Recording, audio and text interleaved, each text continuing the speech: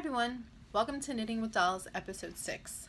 I am Julie, and you can find me on Instagram as Bubblegum Life and on Rav as Bubblegum Ponies. You could find the show notes to this video on my blog, which is knittingwithdolls.wordpress.com. Today is Wednesday, May 18th. I'm looking at my show notes. Today is Wednesday, May 18th, and I am coming to you from Staten Island, New York. So welcome, everyone. If you're new, welcome to the podcast, and thank you so much for checking me out and giving me a chance. And if you are a returning viewer, thank you so much for coming back. And if you're a subscriber, thank you so much for subscribing. Makes my heart happy. So, how's everybody doing? I hope you're all doing well. It's been about 3 weeks since I last recorded. Just got like super caught up with life and stuff. My son had spring break, so we were like super busy with that, and then he got sick. My son has asthma. So when the springtime comes and all the allergies and the pollen and all that stuff start acting up, it just really makes his asthma that much worse. So he had to miss a few days of school, so I couldn't really record then. And then I was just, life just happens, and sometimes you just get caught up. So yeah, so I just wanted to say a happy belated Mother's Day to all the mamas out there. I hope you had a wonderful Mother's Day. I hope you got to do whatever it is that makes you happy, whether that's crafting all day, spending time with your family, or just doing absolutely nothing. Because I know that's my like ideal Mother's Day. I just don't want to do anything, like nothing. But my Mother's Day was cool. I hung out with my mom and my sister and the kiddo, and we all went out to eat. And yeah, it was just like a pretty mellow, calm Mother's Day. It wasn't too crazy. My sister, I have a younger sister. Her name is Jess, and I think I mentioned her before, but she's like my BFF and stuff. And she just took up wood burning. So she made me this for Mother's Day. I'll show you guys. How cute is that? I love it so much. I almost got teary-eyed when she gave it to me, because I'm such a sucker for handmade gifts. Like, I don't know, it just means so much more to me. Like, someone to take their time out and think of me and make something for me. Because I know I love giving handmade gifts, and so like to get something, it's just like really special. And I love my sister so much. I swear I would be like lost without her. She's always very supportive of whatever it is I'm into at the moment, and I really appreciate her, and I really love that gift. I never tried wood burning, but it looks really difficult to me. So yeah, so I give her like mad props for doing it. Yeah, and I just love it so much. Makes me smile. So that was Mother's Day. Yeah, so during my whole little podcasting break, I finished up another book. Last podcast I was talking about, I started reading Miss Peregrine's Home for Peculiar Children, and that's a 3-book series. So I finished the first book, and then I finished the second book, which was Hollow City, and now I'm on to the third book. So I'll share you guys what I'm reading. And so this is the third book, Library of Souls, and it is so good, you guys. I mentioned in my first podcast how I don't read as much as I want to, and I really wanted to change that. So I gave myself a little goal of to read at least one book a month. That's like 12 books a year, you know? So I think it's pretty doable. And so far, I mean, so far I'm behind because I started late, but whatever. But yeah, so this series I love. I'm actually kind of bummed that this is like the last book of the series, so I'm gonna try to take my time with it, but it's just so addicting that, I mean, I'm not halfway through, but I already read this much in like 3 days. I had this book. I took it out from the library. So if you are into X-Men, if you like time travel, if you like romance, but not like super like, it's not like super like the Notebook romance, but you would love this series. It's just really, really good. I don't want to give like anything away because I know like spoilers, like, but it's just a really good book. And I know they're coming out with the movie in September, which I can't wait because it's my birthday month. So I'm like, ooh, ooh, birthday. Shout out to all my Libras. So yeah, so let me know, have you guys read this series? Are you guys reading it? What are you guys reading? Because once I'm done with this book, it's like, what do I read next? So I definitely need recommendations. This is my recommendation. You guys should totally read this series. I love it. So that's what I was reading. What else have I been doing? Oh, so I was watching Shannon of Socksetra. I was watching her podcast the other day, and she had her daughter on, and her daughter was talking about just being like an artist because she's, I don't know, how old is she? I don't know. She's young. Like, she's young, but I don't remember exactly how old she is, but she wants to be I want to say an illustrator. No, an animator. Yeah, I believe she wants to be an animator. So she was talking about just sticking to her craft and like practicing, and how she started drawing and all that stuff is that she would find an artist she likes and mimic their style and like copy them, because that's kind of how you learn through art.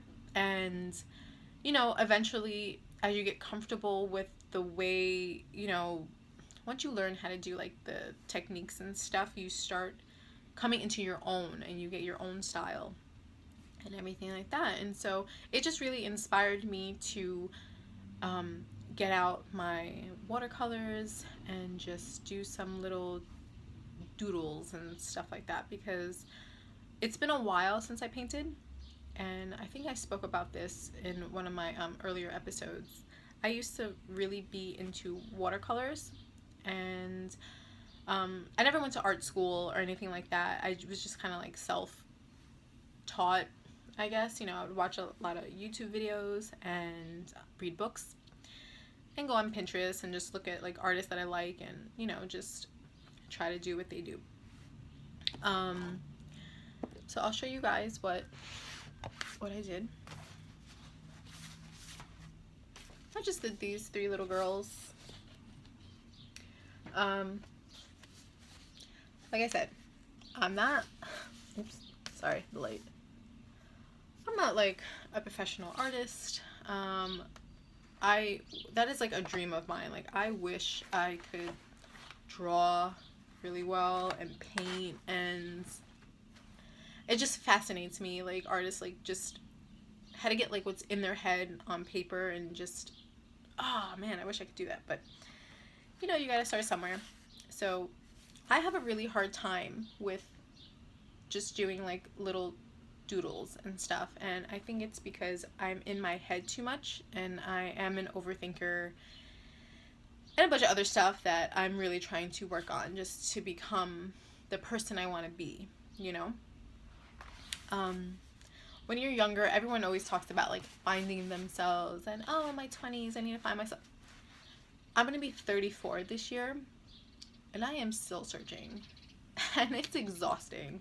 I feel like Charlotte from Sex and the City, like that episode when she's like, I've been dating for like 20 years already. Like, I'm tired. Where is he? Like, I feel that way, but not with the dating, just with like myself. It's like, who am I? Like, I just want to be that person already. Like, I'm tired, and I don't even know if that makes sense.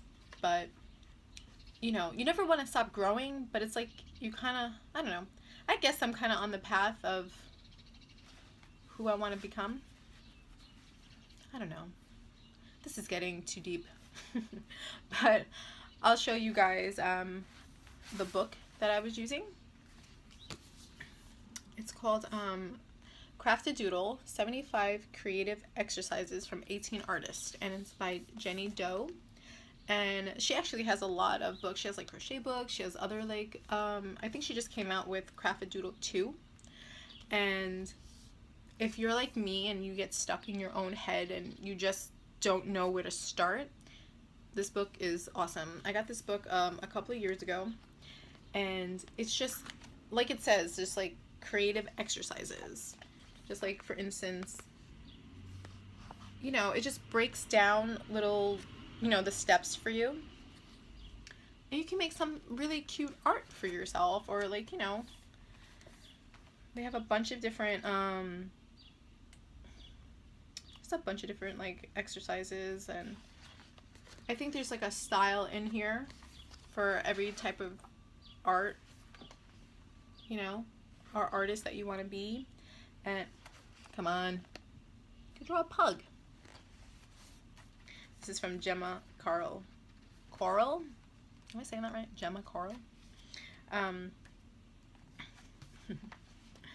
They have like splatter doodle, just like stuff to really help your creative mojo, have it start flowing and stuff. So I really recommend this book. I think it's super fun, you know, if you want to get into all that stuff. And I also wanted to share some of my, you know, some of my art that I did a few years ago, like when I was really into that stuff. So this is one that I did. This is part of my like odd couple, or like my opposites attract series, because I did I gave myself like a series. And this is watercolor and just like pen. What is the pen called? Oh, I don't have it here, but it's just like the black pen. I forgot what number it was. And I did this when I first started, when I first really got into watercolor. This was like an exercise on just the way the watercolor like reacts to different, like this was just like a splatter, like you would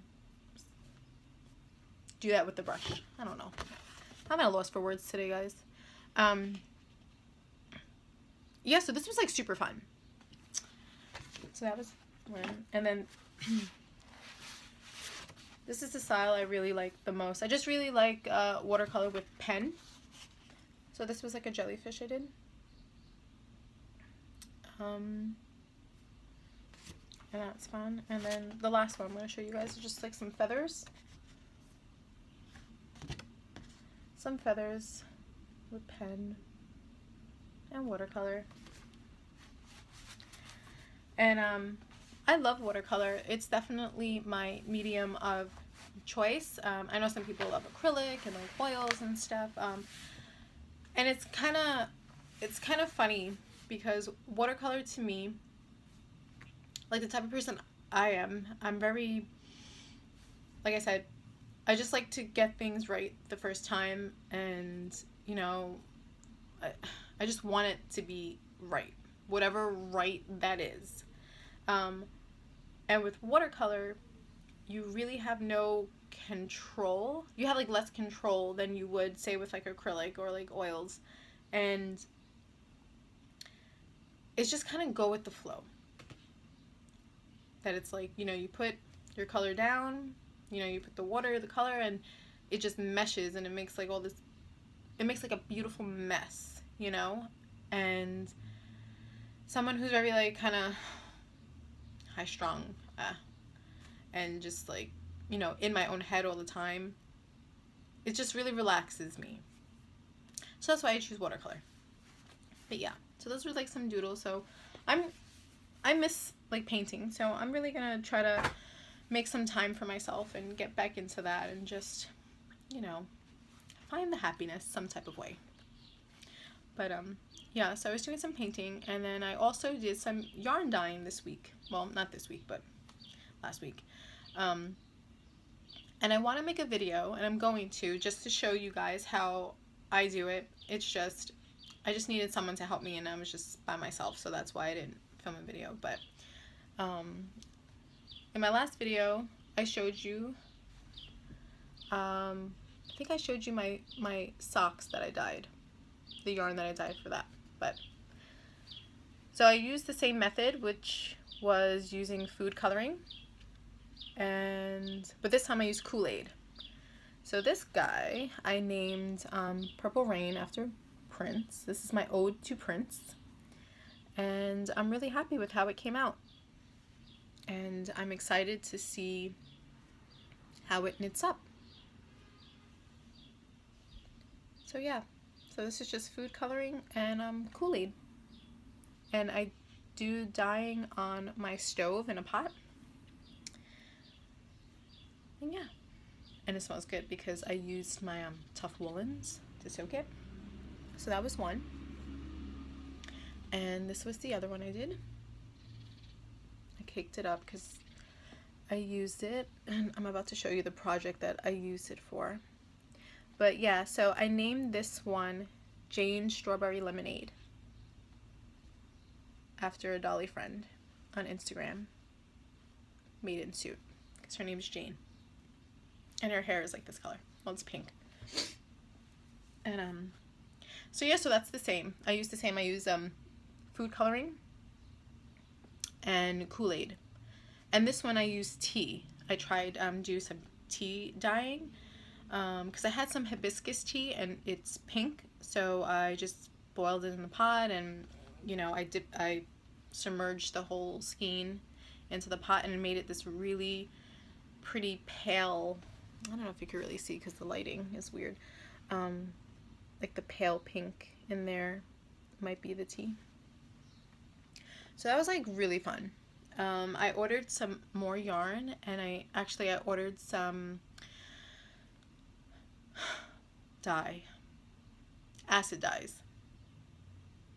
So I'm excited to try that out. It should be here soon, hopefully, fingers crossed. So yeah, so that brings me to my works in progress / half objects. So I finished my first ever Cookie A monkey sock, and this is the yarn that I dyed. This is it in the cake, and this is how it knit up, and I am super happy with this sock. I'm happy with the yarn, and I love this pattern. The green yarn is spun right round in her Crybaby colorway, and that knit up super cute. I love it. It's super pretty, like the speckles. I love, and I'm really happy with how my yarn knit up. Like, you see those little spots of peachy yellow and stuff. But yeah, so this pattern I love. I cannot recommend it enough. I think everyone should just go out and make a monkey sock because it's amazing. And it's way easier than it looks. Like, when you look at the sock, it's probably like, oh, that looks super complicated. No. If you know how to knit, if you know how to purl, if you know how to yarn over and do decreases, you can make this sock. So the pattern is Monkey Socks by Cookie A. This is her free pattern on knitty.com, and I made this on a size 1 2.25 millimeter needle. I used my high sharps, and I just changed I didn't change the pattern. Like, the leg is her pattern. What I did, I just did a regular foot because I wear sneakers every day. I don't wear like shoes that you would actually really see the sock. So I just didn't do the pattern all the way down, but her pattern is written for the lace repeats to go all the way down to the toe, but I didn't do that. And then I also did a heel flap and gusset because I just really like a heel flap and gusset. I've never tried a fish lips kiss heel. That was like a tongue twister in my head. I never tried that heel before, but I never really tried any other different heels. I feel like this fits me really well, so I haven't really, sorry guys, something came up on my phone. I never really tried anything else, but I do want to try different heels. But they're rounded. I always do a rounded toe because that's what fits my foot well. And I always cast on 64 stitches. So this is my monkey sock, and this is for Laura of the Fawn Knits and Candace of Pin Feathers and Pearls. They're having a cookie a knit along, which they're calling the cookie jar. Yeah, cookie jar cow, which basically you just knit any of Cookie A's sock patterns, and that's it. And I'm also going to enter this into the Grocery Girls, their Fancy Feet cowl, because this was the first time I ever did a lace sock. And also I'm going to enter Susanna of Knitting in the City. She's having a speckle sock along. So bam, three dippers right here. This one sock. So yeah, so that's my finished object, and my works in progress is just, I started the other sock like today. So it's really, honestly, it's nothing. I don't even know why I'm showing you. It's like legit 2 rows. But yeah, but I'm starting it and keeping it in my DPN holder, which I love. Oh my goodness. From the Gnome Knitter, and I can't wait until she restocks her store because I just love it so much. So yeah, so that's the Cookie A sock. And my other works in progress are the same ones from before, my Pebble Beach shawlette, which I want to really get that done, and the Pearl Soho dovetail scarf, which was supposed to be for my mom for Mother's Day, but that did not happen. Maybe Christmas? Here's hoping. Okay, so moving on to finished objects. I finished my my little pom-pom socks, my summer socks, but I took the pom-poms off because I'm going to try to shrink this sock. Because, alright, I'm going to try to get through this story really fast. Basically, the whole time that I've been talking about these needles, and these are the ones I got from Michael's, the boy. Is that how you say it? Boy? I don't know. I kept saying that, like, oh, like, they say they're 2.25 US 1, the same as my Hayas, but I swear they're different. Yeah, because they're different. What? What is going on? These are a size 2. This is a 2.5 needle. And this whole time, I think like every single episode, I was like talking about like, but they're the same size. And no, they're not. You know how I found out? Because I went to Michael's because I was like, oh, you know, because I'm super impatient. I could order needles like online, but then I'm like, oh, then you gotta wait. So I went to Michael's to see if they had maybe like a 0, because in my head, this was a 1 that I was knitting with. And I'm like, maybe they have a size 0, so it could be the same as the Haya size 1s. Are you guys still with me? Yeah, right? So when I went to Michael's, I saw this hanging, and I was like, these are the size 1s. This is a size 2.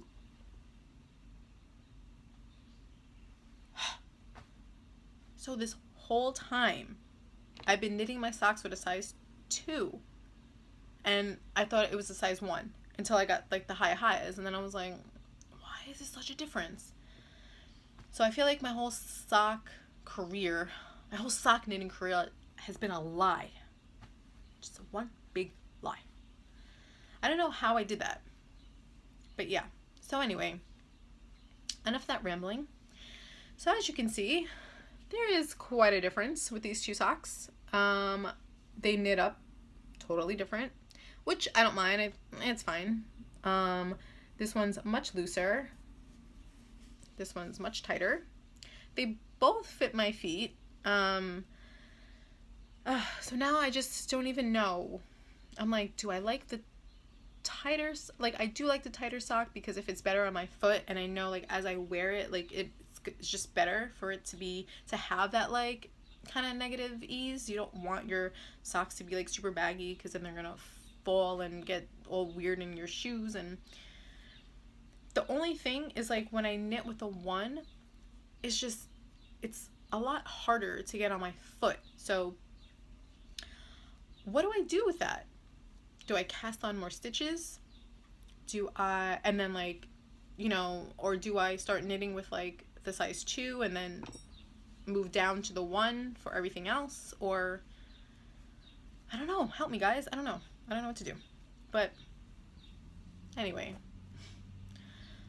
all that to say, I've been knitting with the 2 this whole time, and I thought it was a 1, but it wasn't. So yeah, so that's a finished object.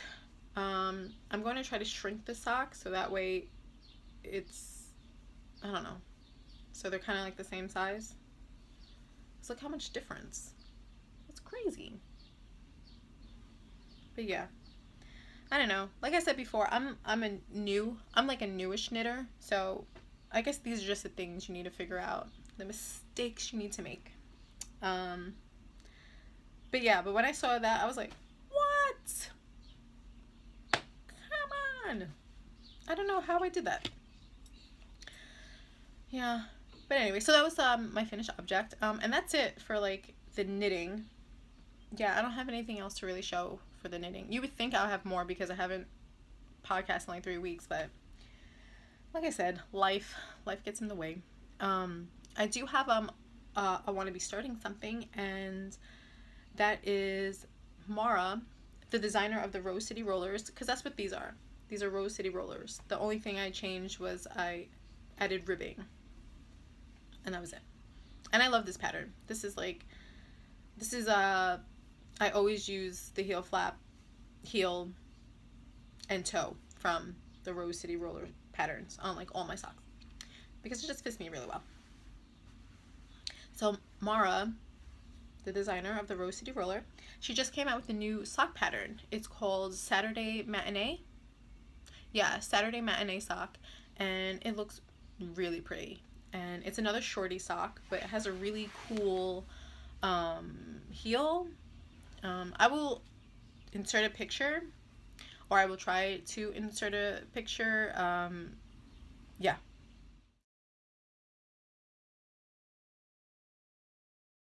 So you guys can see if you haven't seen. So she just came out with the pattern, I believe, this week, and she's having a sale on it. So it's half off, so it's $2.50. If you guys want to go check it out, I highly suggest you go check it out and buy it for $2.50. Mara's like, she's super awesome. I love her Instagram is like really inspiring. She has such a great sense of color, and she just had a baby, and so babies are super cute. So she has a baby on her Instagram. But she's Orange Knits on Instagram. So go follow Mara and buy her sock pattern because it's really cute. So yeah, so moving on to some podcast love. There's 2 podcasts that I want to talk about today. And the first one is the Fawn Knits, which I'm pretty sure the majority of people have heard of the Fawn Knits with Laura. And she's the one who's doing the cookie jar cow. I really enjoy Laura's podcast. I've been following Laura since she started. I've watched all her episodes, and it's really cool seeing her grow as a knitter, as a businesswoman, and now she's like dyeing yarn, and it's just it's nice to follow like her journey. She always picks really like awesome patterns, and she's another one with like a really good sense of color, like how she combines like different yarns and different colorways, and it just works. And then, you know, the same thing with her bags, like she just picks really like nice fabrics and stuff. And she's based out in Canada. And something that I really like about Laura, that I really really appreciate, is she's nice. Not to say that like other podcasters aren't nice or anything like that, because, you know, they all seem like super nice. It's just Laura gives off that vibe that's like, it's like if you leave a comment, like she'll answer you. You know, it's just like something simple as that. Like, because let's face it, there are like popular podcasters out there, you know, like ones who are like super well known, and you know, ones that like everybody watches. And I consider Laura like a popular podcaster, but she doesn't make you feel like you're not cool enough.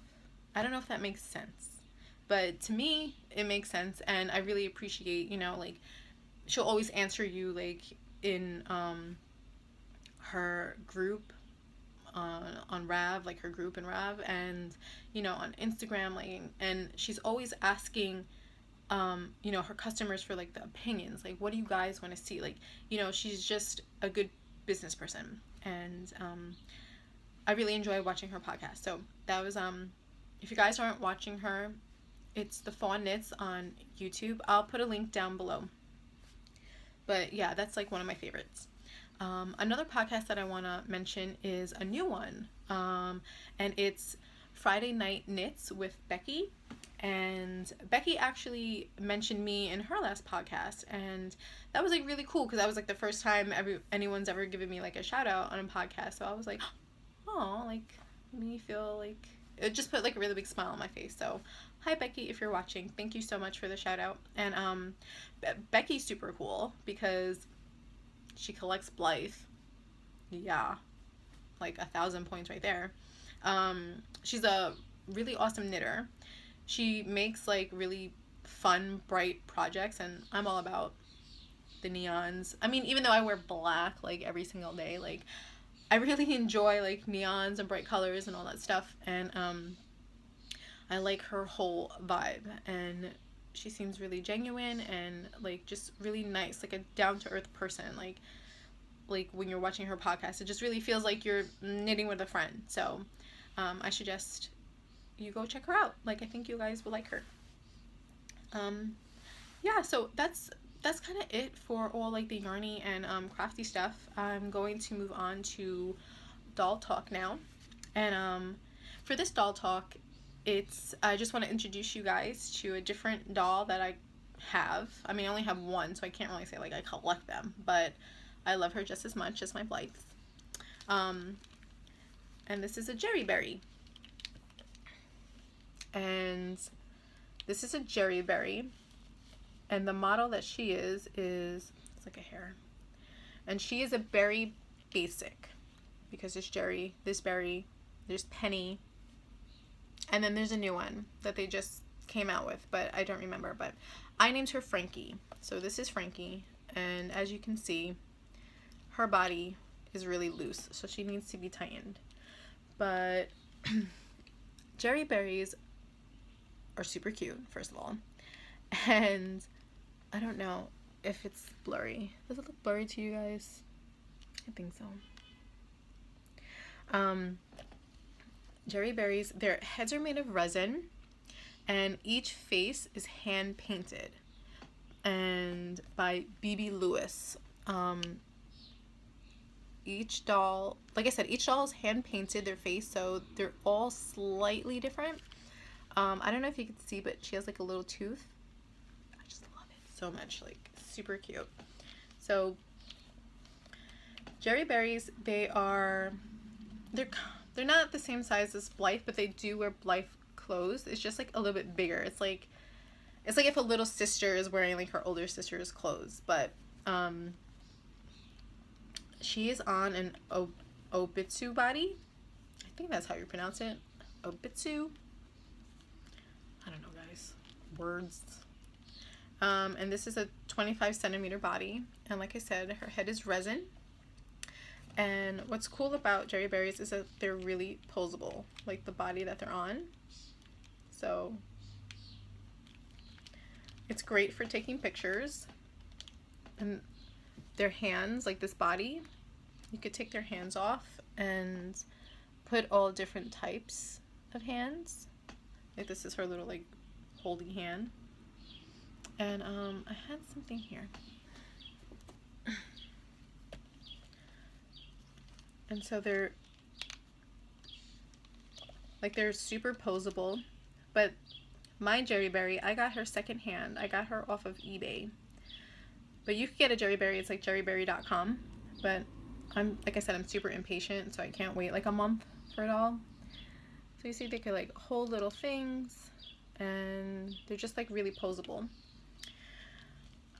So I got her secondhand off of eBay, and I believe she's from 2011. So her body, this Obitsu body, they're not like the greatest. Like they start to get kind of floppy. Like you could see, like, you know, she moves and stuff like that. But they just came out with a new body, a resin body, which is more kind of like a BJD. So that's pretty awesome. But I don't think you could switch the heads of the older Jerry Berries to the new body. And, you know, I'm fine. I'm fine with this body. It's okay. And what's cool about Jerry Berries as well is that you could get wigs for them. And then their heads open. And you see she's very basic. And she was number 320 because the artist like always signs inside their heads. So, you know, you could get wigs for them and all different types of, you know, give them all different types of looks and everything. This is her little braids. Yeah, and they're just like super sweet dolls. And I always say, like, yeah, like Blythe is a total gateway doll. It's like you start collecting one thing and then it just opens a whole world to different things. So yeah, so that's my little Jerry Berry, my little Frankie. And I know you guys have been asking me to show my collection, and I'm still trying to figure out how I want to do that. I don't know if I want to make just like one separate video and show like, and just have that video of my collection, or if each week I'll just introduce you to one of my girls. So I don't know. What do you guys want? Do you want like one video and I just show you it all at once, or do you want like each week that I actually introduce you and like talk about the doll and what base she is and the customizer and all that stuff? So yeah, so that's about it, guys. I'm trying to think if there was anything else that I wanted to talk about. No, I feel like I kind of rushed through this, and I apologize if it does feel a little rushed.